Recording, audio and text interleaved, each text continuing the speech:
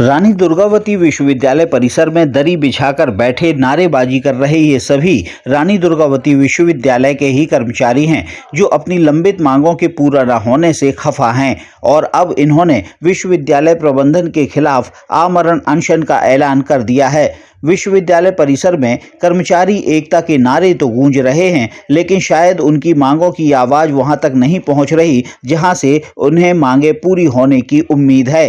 कर्मचारियों का आरोप है कि विश्वविद्यालय में प्रबंधन कर्मचारियों के साथ सौतेला व्यवहार कर रहा है।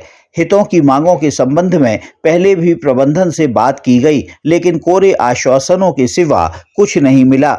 लिहाजा अब कर्मचारियों ने आमरण अनशन का रास्ता अपना लिया है और विश्वविद्यालय प्रबंधन और प्रशासन के साथ ही शासन को भी इस बात के लिए बाध्य करने के लिए जुटा है कि कर्मचारियों को वेतन, भत्ते और पदोन्नति संबंधी समस्त सुविधाएं जो काफी अरसे से लंबित हैं, उन्हें पूरा किया जाए। उसके सामने क्या कहना, चोर है, चोरों के सामने बैठ जाओ।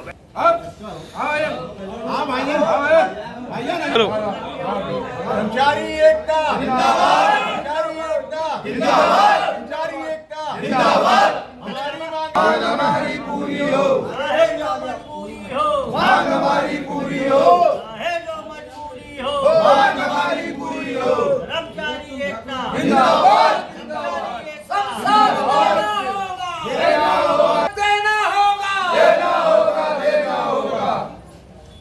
जी हाँ, 30/12/24 से आप लोग जान रहे हैं। प्रतिदिन आप लोगों के सहयोग के लिए भी धन्यवाद है। 30/12/24 से हमारा ये धरना 17 सूत्रीय मांगों के लिए अनवरत जारी है।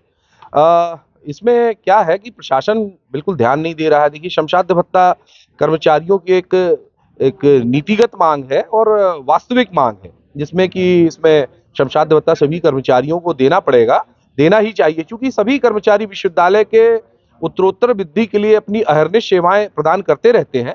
इसलिए आधों को देना, आधों को ना देना, ये एक कर्मचारियों के हितों पर कुठाराघात है, जिससे कर्मचारियों का परिवार भी उसमें सम्मिलित रहता है। इसलिए हमारा निवेदन है कुलगुरु महोदय से कि इस बारे में चर्चा भी हुई। माननीय कार्यपरिषद सदस्य श्री चंद्रशेखर पटेल जी की उपस्थिति में पिछले शुक्रवार को इस संदर्भ में बातें हुई, जिसमें उन्होंने यह कह दिया गया था 13 तारीख की कार्यपरिषद के पूर्व श्रमसाध्य भत्ता चुनाव की तो उन्होंने जारी कर दी है अधिसूचना। उसके अतिरिक्त अब देखिए, लगातार पता नहीं क्या कारण है कि कर्मचारियों के जो मामले उसमें कुठाराघात होता जा रहा है। जैसे 70 पदों का मामला था, उसके निरस्तीकरण के पश्चात 2008-13 का जो मामला था उसको 2013 से कर दिया गया। आज कर्मचारी अब कहाँ जाए? इतने वर्षों बाद जो सब रिटायर होने की कगार पर, ना उनको वेतन मिल रहा, ना पेंशन मिल रहा, सारी स्थितियां एक बुरी तरह से प्रभावित हो गई। इसके लिए प्रशासन को चेतना चाहिए।